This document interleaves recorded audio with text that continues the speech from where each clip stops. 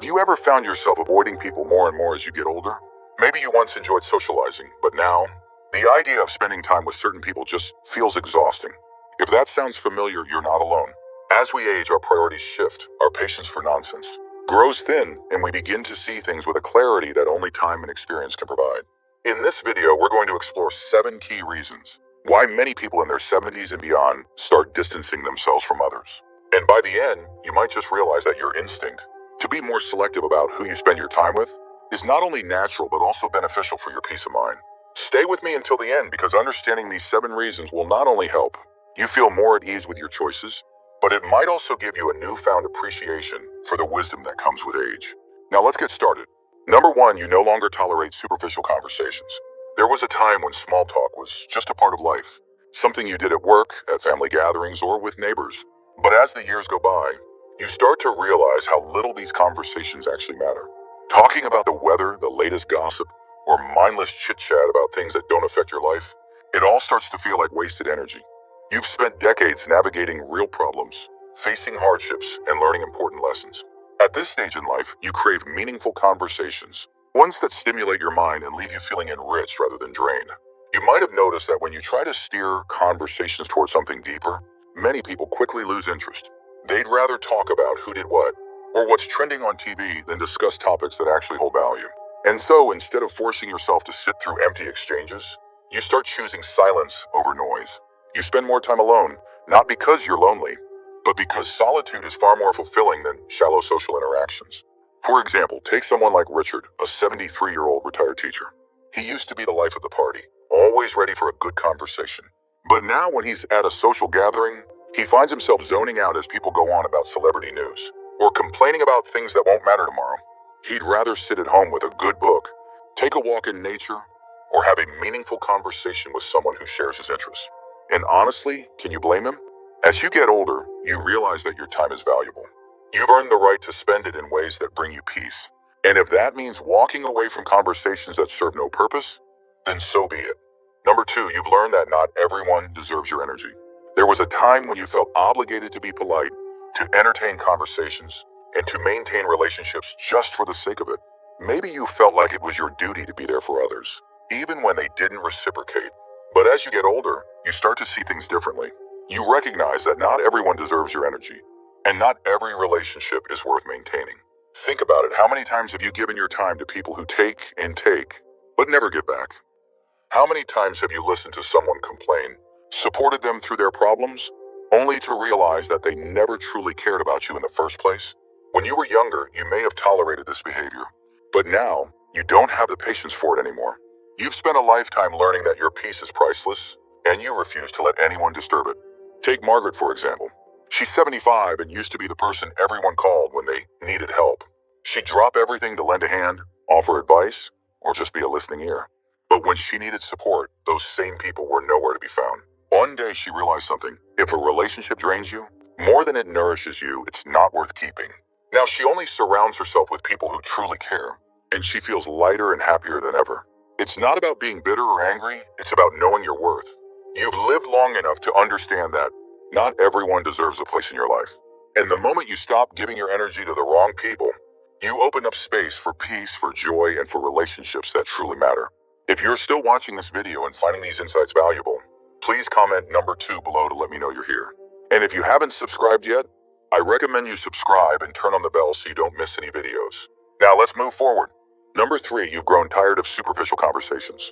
There was a time when you'd indulge in small talk, force a smile, and nod along to conversations that didn't really matter. You'd listen to gossip, entertain empty chatter, and pretend to be interested in topics that had no real depth. But as the years have passed, you've come to realize that your time is far too precious to be wasted on meaningless talk. You crave conversations that nourish your mind and soul. You want to talk about life, wisdom, and the things that truly matter. You're drawn to discussions that leave you thinking long after they've ended, rather than idle chatter that's forgotten the moment you walk away.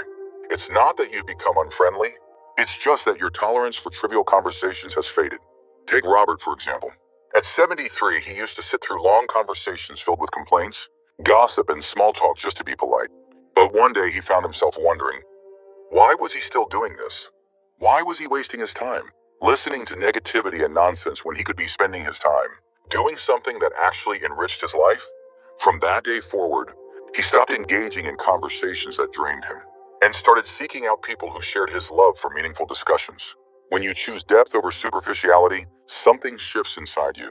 You start to attract people who think like you, who value the same things, and who leave you feeling enriched rather than exhausted. It's not about shutting people out. It's about choosing conversations that bring joy, wisdom, and purpose into your life. Number 4, you no longer tolerate one-sided relationships. There was a time when you would go out of your way to maintain relationships, even if you were the only one putting in the effort. You'd call first, make plans, and always be the one checking in. But after years of giving without receiving, you've come to a realization: you deserve relationships that are mutual. You've noticed that some people only reach out when they need something. They don't ask how you're doing or show genuine care. They only remember you when it's convenient for them. And frankly, you're done with that. Life is too short to chase people who don't value you. Take Helen, for instance. At 76, she had a habit of always being the one to initiate contact with old friends. She would call, send cards, and make an effort to stay connected. But one day she decided to stop. She wanted to see who would reach out to her if she didn't make the first move. And you know what? Silence. Days turned into weeks, then months, and not a single person called to check in. That was all she needed to know. When you stop investing in one-sided relationships, you make space for real, meaningful connections. You start surrounding yourself with people who genuinely care, who give as much as they receive. And that kind of relationship, that's worth holding on to. If you're still watching this video and finding these insights valuable, please comment number 4 below to let me know you're here. And if you haven't subscribed yet, I recommend you subscribe and turn on the bell so you don't miss any videos. Your support helps us continue creating good content to inform and inspire you. Now let's move forward. Number 5, you've lost interest in superficial conversations. There was a time when you could sit through small talk, nodding politely as someone went on about the weather, celebrity gossip, or what their neighbor's cousin was up to. But now you have no patience for empty chatter. If a conversation doesn't have depth, meaning, or at least a little heart, you find yourself tuning out. It's not that you don't enjoy talking to people, you do, but you crave real conversations, the kind that leave you thinking long after they're over. You want to talk about life, wisdom, memories, and the lessons that come with age. You want to connect, not just fill the silence with meaningless words. Take Richard, for example. At 73, he started to notice that social gatherings left him feeling drained rather than fulfilled. He realized it was because the conversations felt repetitive, just the same small talk over and over again. So he made a change.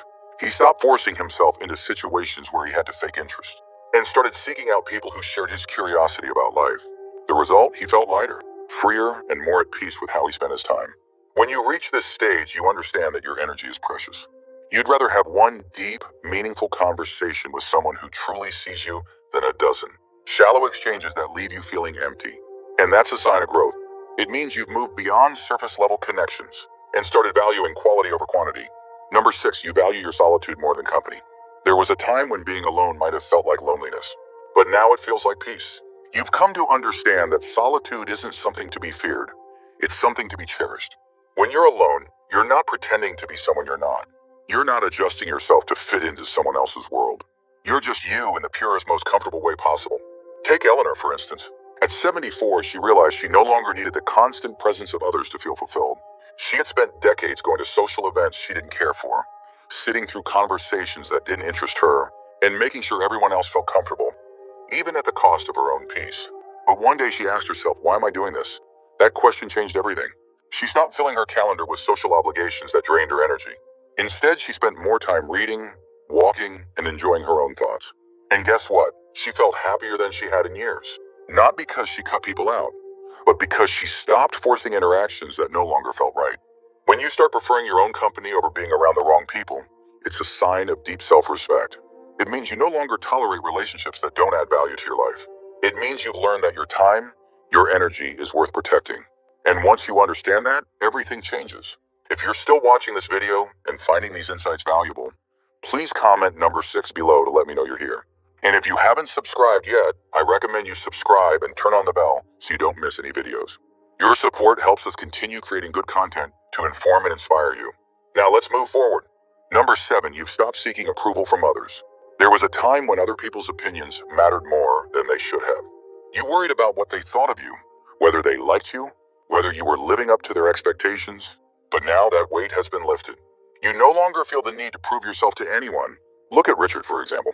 At 76, he realized something profound. Most people are too busy thinking about themselves to spend much time judging others. For decades, he had tiptoed around family, friends, and colleagues, always trying to be what they wanted him to be. He sacrificed his own preferences, his own voice, just to maintain harmony. But what did it get him? Exhaustion, frustration, and a life that felt like it didn't even belong to him. Then one day, he decided he was done. He started dressing the way he wanted, speaking his mind, and making decisions based on what was best for him, not what others expected. And you know what happened? Nothing. The world didn't fall apart. People didn't suddenly turn on him. If anything, they respected him more. Because when you carry yourself with confidence, people notice. Now he's never been more at peace. He no longer second guesses himself before speaking.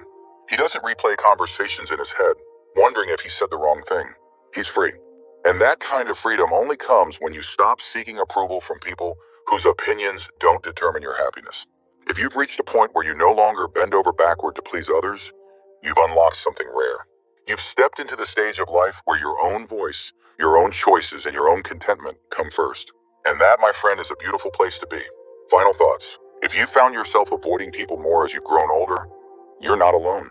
It doesn't mean something is wrong with you. It often means you've gained wisdom, clarity, and a deeper sense of self. The people you choose to spend time with now aren't just those who happen to be around.